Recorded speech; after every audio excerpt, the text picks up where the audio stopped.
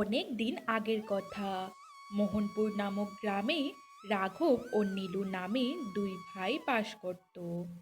রাঘবের টাকা পয়সার কোনো অভাব ছিল না, কিন্তু সে সেই সমস্ত টাকা পয়সা আয় করত সাধারণ মানুষদেরকে ঠকিয়ে। আর টাকা পয়সার অভাব না থাকার কারণে রাঘবের মনে ছিল অনেক বেশি অহংকার। সে সাধারণ মানুষকে মানুষ বলেই মনে করত না। রাঘবের স্ত্রী ছিল চন্দ্রিমা। স্বামীর মতো তার মনেও অনেক বেশি অহংকার ছিল। সেও সাধারণ মানুষকে মানুষ বলে মনে করত না। উঠতে বসতে সে তাদের সবসময় অপমান করত। কিন্তু অন্যদিকে রাঘবের ছোট ভাই নীলু ছিল অনেক সৎ ও পরিশ্রমী প্রকৃতির একজন মানুষ। সে সৎ পথে আয় করে তার সংসার চালাতো। ও গিন্নি, শুনছো? কোথায় তুমি? নীলুর গলার আওয়াজ পেয়ে তার স্ত্রী রাধা তখন ঘর থেকে বেরিয়ে আসে। এ কি, তুমি এখন কোথায় যাচ্ছ? আমার রান্না তো প্রায় হয়েই গেছে, দুমুঠো ভাত খেয়ে যাও। না গিন্নি, এখন আর খাবো না। আজ জমিতে অনেক কাজ আছে। এখন খেতে বসলে অনেক দেরি হয়ে যাবে। দুপুরে এসে আমি খেয়ে নেব। তুমি চিন্তা করো না। নীলু তার স্ত্রীকে এই কথা বলে কাজের উদ্দেশ্যে বেরিয়ে পড়ে।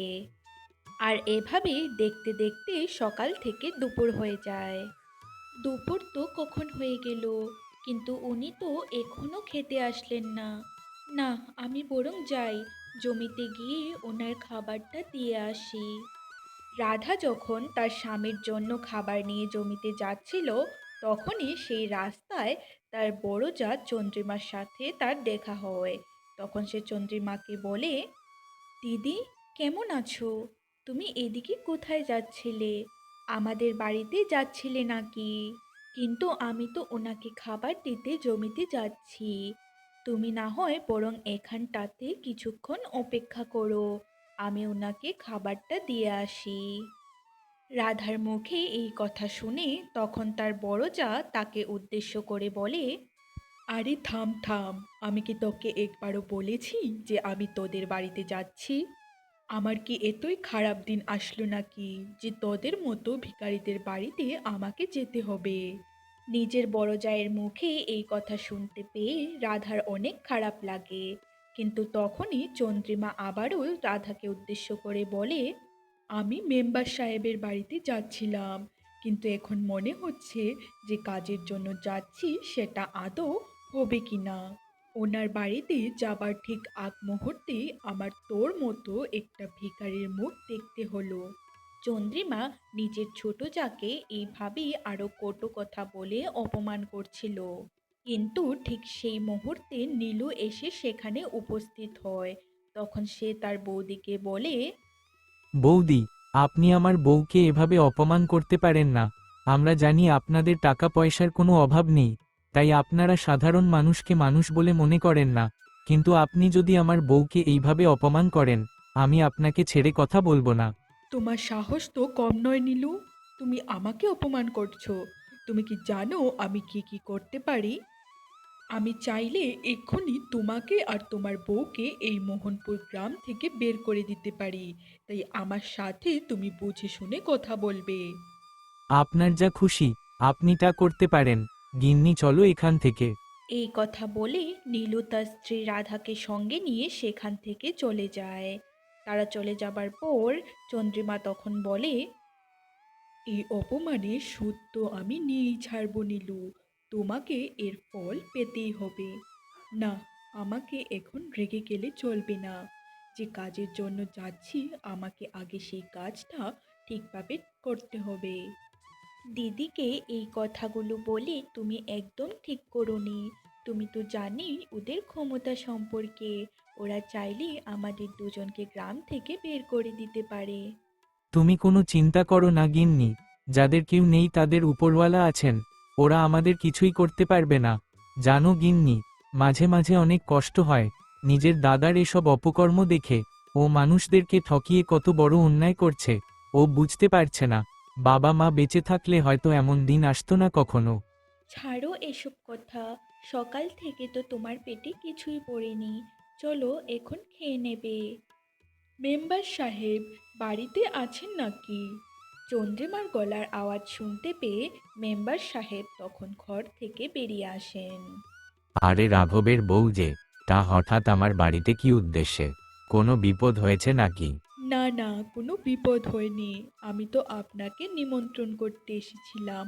কাল আপনি আমাদের বাড়িতে গিয়ে 4টি ডাল ভাত খেয়ে আসবেন। ঠিক আছে, কিন্তু হঠাৎ করে নিমন্ত্রণ? কোনো অনুষ্ঠান আছে নাকি তোমাদের বাড়িতে? আপনি আগে কাল আমাদের বাড়িতে আসুন, তারপর সবকিছুই জানতে পারবেন। তাহলে আমি এখন যাই মেম্বার সাহেব। এই কথা বলে চন্দ্রিমা তখন সেখান থেকে চলে যায়। কাজটা ঠিকঠাকভাবে করে এসেছো তো গিন্নি?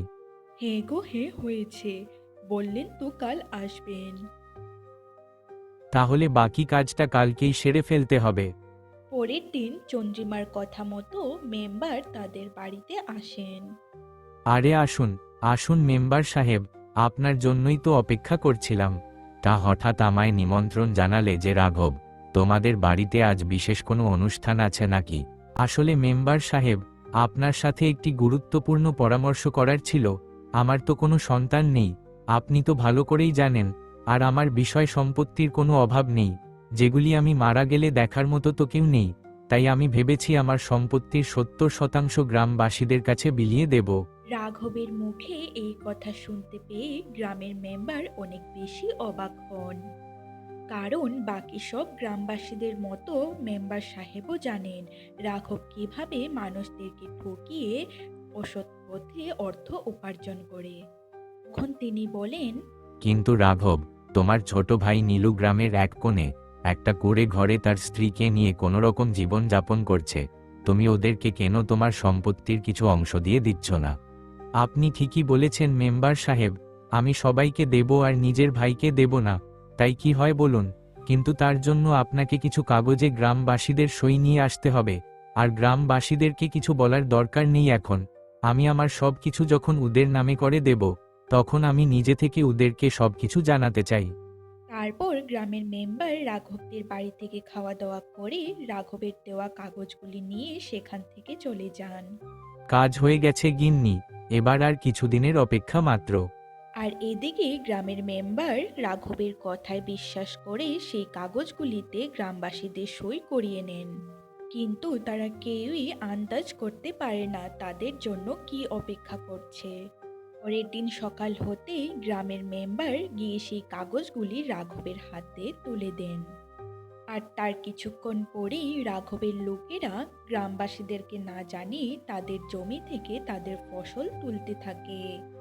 এই দৃশ্য দেখে গ্রামবাসীরা সবাই মিলে রাঘবের বাড়িতে যায় এবং রাঘবকে এই বিষয়ে জিজ্ঞেস করলে সে তখন সবাইকে বলে, তোমাদের সব জমি আর জমির ফসল এখন থেকে আমার, তাই আমার লোকেরা ফসলগুলি কেটে নিচ্ছে।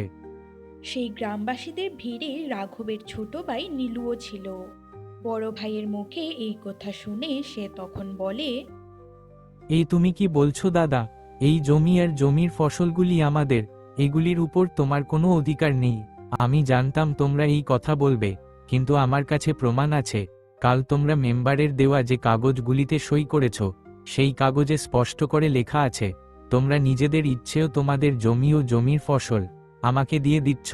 এখন চুপচাপ আমার বাড়ি থেকে চলে যাও, না হলে দারোয়ান ডেকে তোমাদের ঘাড় ধাক্কা দিয়ে বাড়ি থেকে বের করে দেব। এই ঘটনার পর নীলু ও সমস্ত গ্রামবাসীরা মিলে গ্রামের মেম্বারের বাড়িতে গিয়ে উপস্থিত হয়। তারপর নীলু সমস্ত ঘটনা মেম্বার সাহেবকে বলে। সমস্ত ঘটনা শুনে মেম্বার সাহেব তখন তাদের সবাইকে বলেন, তোমরা সবাই আমাকে ক্ষমা করে দাও। আমার ভুলের জন্য তোমরা তোমাদের জমি হারিয়েছ। আমি বুঝতে পারিনি রাঘব আমাকেও তোমাদের সবাইকে এভাবে ঠকাবে। আমি ভেবেছিলাম সে নিজের ভুল বুঝতে পেরে প্রায়শ্চিত্ত করতে চাইছে, তাই আমি ওর কথায় বিশ্বাস করেছিলাম। কিন্তু তোমরা চিন্তা করো না, আমি তোমাদের কথা দিচ্ছি, আমি তোমাদের জমি ও জমির ফসল দুটিই ফিরিয়ে দেব। কিন্তু তার জন্য তোমাদের সবাইকে আমার কথা শুনতে হবে। তোমরা কি রাজি?